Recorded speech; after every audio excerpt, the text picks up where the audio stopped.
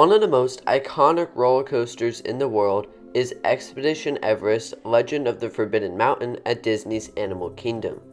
Expedition Everest originally opened back in 2005. After Primeval World was added to Animal Kingdom in 2002, this was the next roller coaster added, and now with Primeval World gone, it is the only coaster at the park. And I'm sure this park is glad they have it too.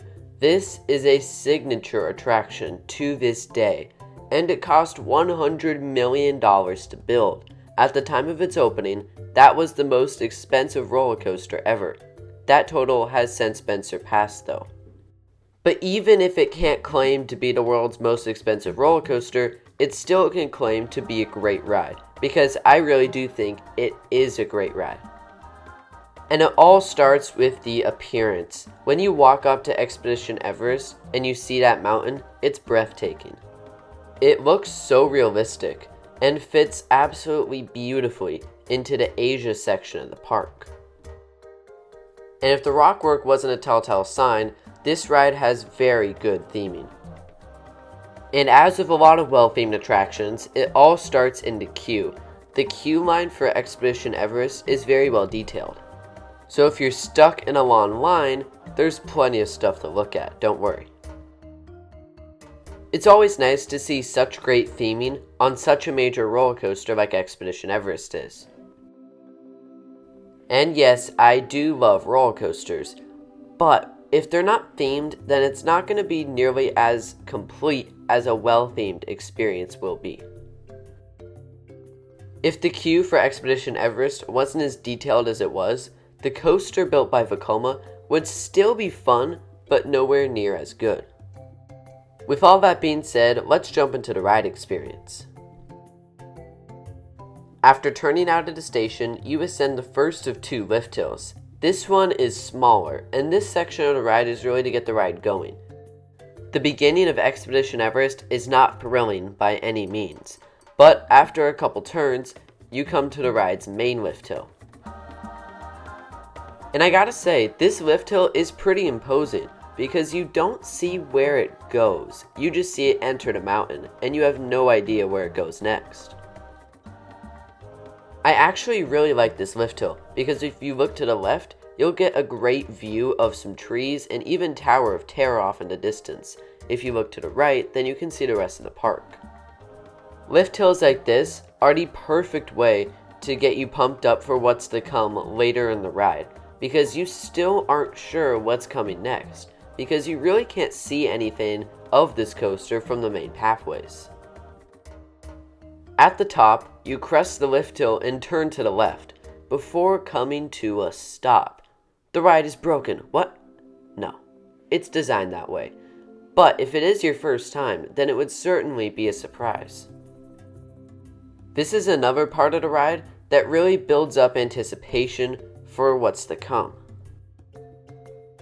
After sitting here for a little while and taking in the view, especially if you're in the front, you are sent backwards. You plummet into the mountain and into a downwards helix. And if you're in the front, then there's some good G-forces here.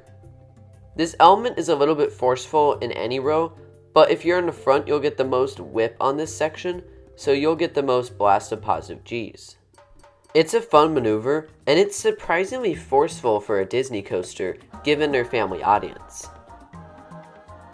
This ride has constantly raised questions. Is it a family coaster or is it a thrill coaster? I think it's a thrill coaster because of the intensity of this helix and the main drop that's very soon. While you come to a stop, Disney directs your attention to the ceiling, where the Yeti is messing with the track. This is a clever way to distract you from the track switch that is happening beneath you. And after the aforementioned track switch, you're off, plummeting 80 feet at a speed of 50 miles an hour. This is one of the rare times where you actually see the track of Everest from the pathways. Unfortunately for those of us who enjoy airtime, you're gonna have to go elsewhere. Even if you sit in the back, you will only get a very mild pinch of floater at best. The drop simply isn't steep enough to give airtime. That being said, it's still fine, it's still a fun drop, I just wish it was taken at a tiny bit of a steeper angle so you would get airtime.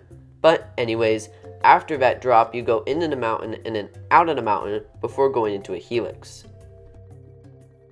From what I remember from this helix, the force is mild. It's not a forceful helix by any means. After that, you re-enter the mountain for the best part of the ride. Disco Yeti! Seriously, Disney, they should just fix this thing.